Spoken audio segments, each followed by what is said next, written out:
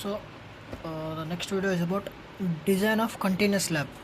Design of continuous slab ఇది one way slab లానే చేయాలి, దానికి కొంచెం డిఫరెన్స్ ఉంటుంది, అదేందో చెప్తా. So firstly question, design a continuous one way slab for an office floor. The slab is continuous over beams 3.5 meter intervals. 3.5 meters intervals రెండు slabs ఉన్నాయి. The width of the beam is 230 mm. The superimposed load is 3 kN per meter square and floor finish is 1 kN per meter square and use M20 FE 415 steel.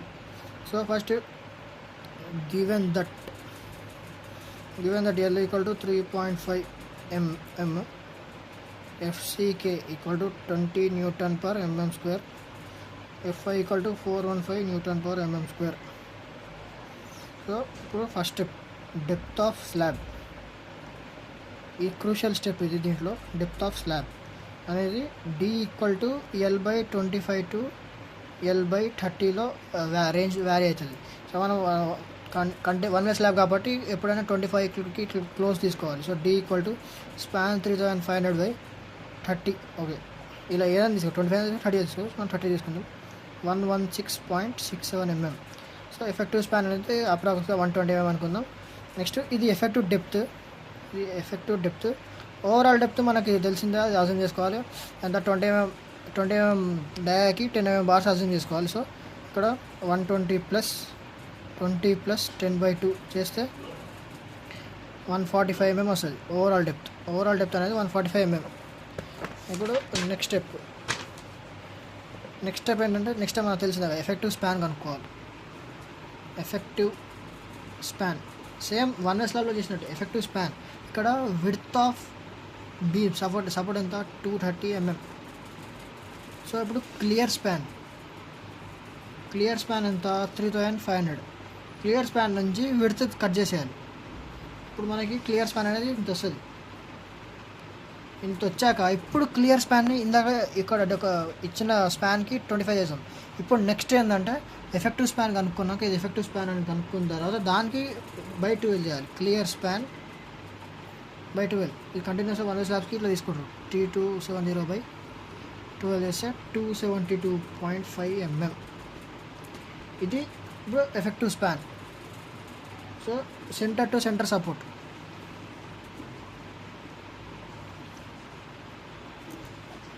ఈ continuous slab దీనికి centre to, దీని నుంచి దీనికి ఎంత supports ఉంటాయి, దీని మధ్యలో ఎంత గ్యాప్ ఉంటుంది, అది సెంటర్ టు సెంటర్ సపోర్ట్ అనేది మనకి 3.5 meters ఉంది. ఇప్పుడు clear span plus effective depth చేస్తే 3.27 + 0.12. ఇది ఎఫెక్టివ్ డెప్త్ 120 చేస్తే 3.39 meter వస్తుంది. ఇది ఎఫెక్టివ్ స్పాన్. ఇప్పుడు మన ఎఫెక్టివ్ స్పాన్ అనేది 3.39 meter తీసుకోవాలి, కన్సిడర్ చేయాలి. సో దీని తర్వాత ఇప్పుడు మనం తెలిసిందే కదా, ఎఫెక్టివ్ స్పాన్ తర్వాత లోడ్స్ కనుక్కోవాలి. లోడ్స్ ఈక్వల్ టు ఏముంది, self wait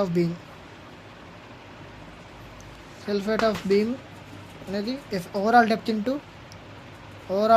D into self weight of RCC చేస్తే D ఎంత 0.145 × 25 3.625 kN per m square. ఇప్పుడు ఫ్లోర్ ఫినిష్ ఎంత ఇచ్చింది, 1 ఇచ్చిండు. సో అది చేస్తే ఇప్పుడు టోటల్ ఫిక్స్డ్ లోడ్ అనేది 3.6 + 1 చేస్తే ఇది WD. ఇదే క్రూషియల్ స్టెప్. WD ఎంత 4.625 kN per mm square. ఇది WD. Next imposed load. క్వశ్చన్లో సూపర్ ఇంపోజ్డ్ లోడ్ అని ఇస్తాం. సూపర్ ఇంపోజ్డ్ లోడ్ అది WL ఎంత 3 kN per m square. ఇప్పుడు వీటిని రెండింటిని ఫ్యాక్టర్గా కన్వర్ట్ చేసుకోవాలి. So factored loads.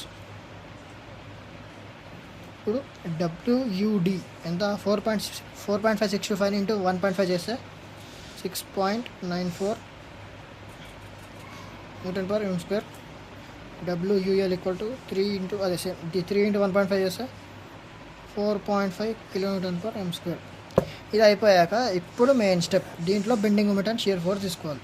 Bending moment and shear force అనేది కోడ్ బుక్లో పేజ్ నెంబర్ 36లో ఇక్కడ ఉంటాయి.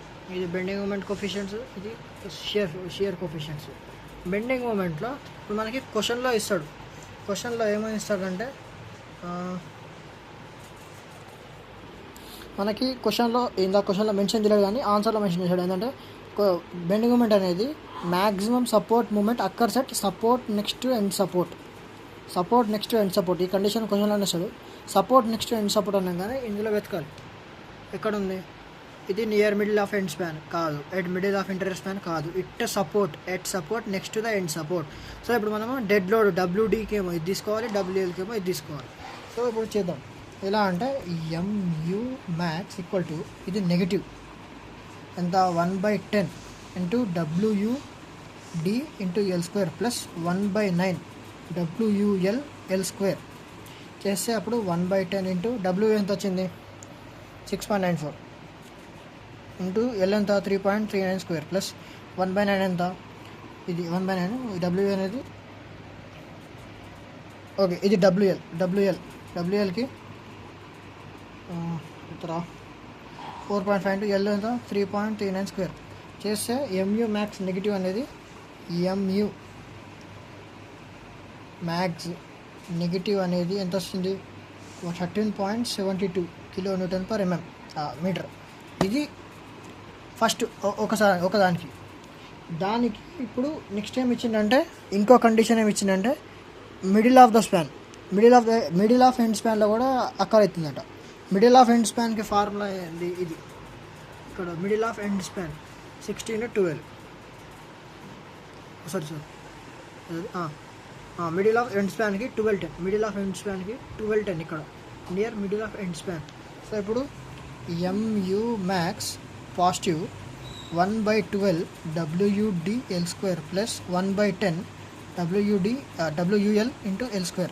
ఇప్పుడు 1/12 into 6.94 into 3.39² plus 1/10 into W ఎంత 4.5 ఇంటూ 3.39² చేస్తే MU మ్యాక్స్ అనేది 11.82 kN/mm వచ్చింది. MU max positive. ఇవి రెండు బెండింగ్ మూమెంట్స్. ఇప్పుడు షియర్ ఫోర్స్ కనుక్కోవాలి. షియర్ ఫోర్స్ ఏంటంటే VU. షియర్ ఫోర్స్లో వాడు ఏమిచ్చాడు మనకి ఇదే కదా, తెలిసిందే కదా. నియర్ టు ఎండ్ సపోర్ట్ అంటే ఇక్కడ రావాలి. ఇది shear force coefficient. Near to end సపోర్ట్లో 0.66 తీసుకోవాలి. ఎండ్ సపోర్ట్స్ ఒకటి 0.6 ఉంది, ఇంకోటి 0. ఎండ్ అంటే అవుటరే కదా, 0.6. సో దానికి formula 0.6 into WUD into L plus 0.6 into WUL into L చేస్తే మనకి VU అనేది 23.27 kN వస్తుంది. షియర్ ఫోర్స్ అయిపోయింది, బెండింగ్ మూమెంట్ అయిపోయింది. Shear force and bending moment అని. నెక్స్ట్ స్టెప్ ఇంకా మనం ఏం చేయాలి? డెప్త్ కనుక్కోవాలి. మనం ఏ రీఎన్ఫోర్స్మెంట్ కనుక్కునే ముందు డెప్త్ చెక్ చేసుకోవాలి. Depth required MU equal to MU లిమ్ ఇచ్చింది 415 కాబట్టి MU ఎంత 13 10⁻6 equal to 0.138 into 20 into B1000 D² చేయాలి. అప్పుడు D వస్తుంది 70.5 mm. సో మనకు వచ్చిన ఎఫెక్టివ్ డెప్త్ అనేది 120 mm. ఇది చెక్ డన్. ఇప్పుడు రీఎన్ఫోర్స్మెంట్ అట్ సపోర్ట్. ఇప్పుడు ఒకటి MU మ్యాక్స్ కనుక్కోవాలి. ఇప్పుడు ఫస్ట్ రీఎన్ఫోర్స్మెంట్ MU మ్యాక్స్ నెగిటివ్కి కనుక్కోవాలి ఫస్ట్ AST. సో అది MU max negative equal to 0.5 FCK/F5 into 1 minus √1 minus 4.5 FCK MU max MU negative minus FCK into BD. ఇక్కడ B అంటే 1000, D అంటే మన effective depth into B into D. ఇది ఇప్పుడు solve చేస్తే direct problem కరెక్ట్గా అంటే మీకు చేసుకోవచ్చు. ఇది డైరెక్ట్ ఇక్కడ MU మ్యాక్స్ పెట్టాలి నెగిటివ్ది. సో ఎంత వస్తుంది అంటే AST 336.3 mm² వస్తుంది. ఇక్కడ AST అయిపోయింది. ఇప్పుడు దీనికి స్పేసింగ్ ఇవ్వాలి. స్పేసింగ్ ఇలా AST/AST ఇంటూ 1000. AST అనేది 5/4 ఇంటూ 10² అని అజ్యూమ్ చేసుకుంటున్నాడు. 10 mm మనం 10 ఇక్కడ చేస్తాం కదా, ఇక్కడ అజ్యూమ్ చేసుకుంటాం కదా 10 డెప్త్ ఆఫ్ స్లాబ్లో. అదే 10 ఇక్కడ చేసుకొని AST ఎంత 336.3 ఇంటూ 1000 చేస్తే స్పేసింగ్ అనేది 233.5. నెక్స్ట్ 3 ఇంటూ D 3 ఇంటూ 120 చేస్తే 360.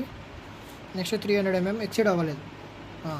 ఇప్పుడు ఏమైనా రావాలంటే provide 10 mm bar at 230 mm spacing. ఇప్పుడు MU మ్యాక్స్ నెగిటివ్గా అయిపోయింది. ఇప్పుడు MU మ్యాక్స్ పాజిటివ్ చేయాలి. MU max positive. సో దానికి formula MU max positive equal to 0.5 FCK/Fy of 1 minus under root 1 minus 4.6 into MU max negative positive by BFCK BD square into B into D. అది చేస్తే answer AST అనేది 287 వస్తుంది.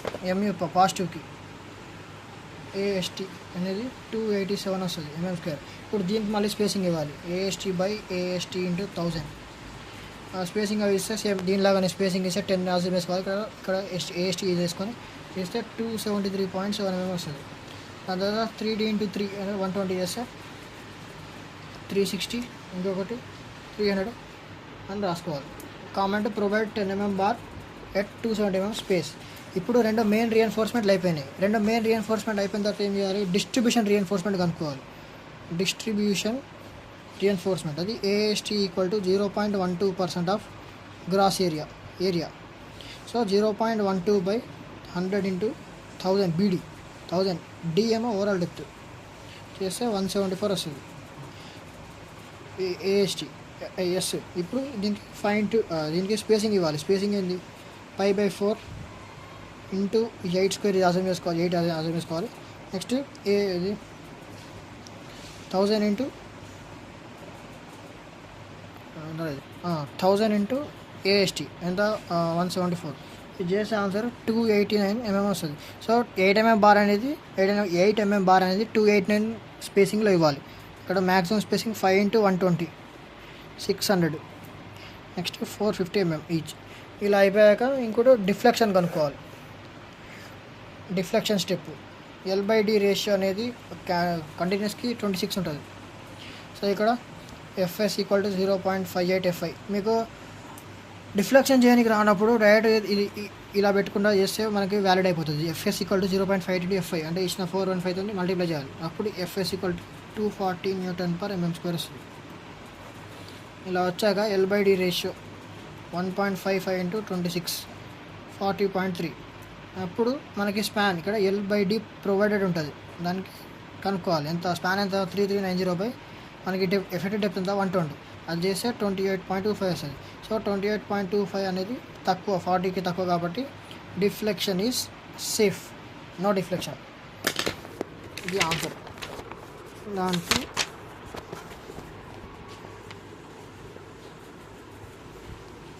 ఇది question answer. ఇది question answer మన code బుక్లో ఉంటాయి. ఇలా ఇస్తాడు క్వశ్చన్స్లో. అలా కూడా చేసుకోవాలి. MU మైనస్ పాజిటివ్ ఒకటి. ఇంకొకటి ఇది MU నెగిటివ్ కనుక్కుంటున్నాం స్పేసింగ్.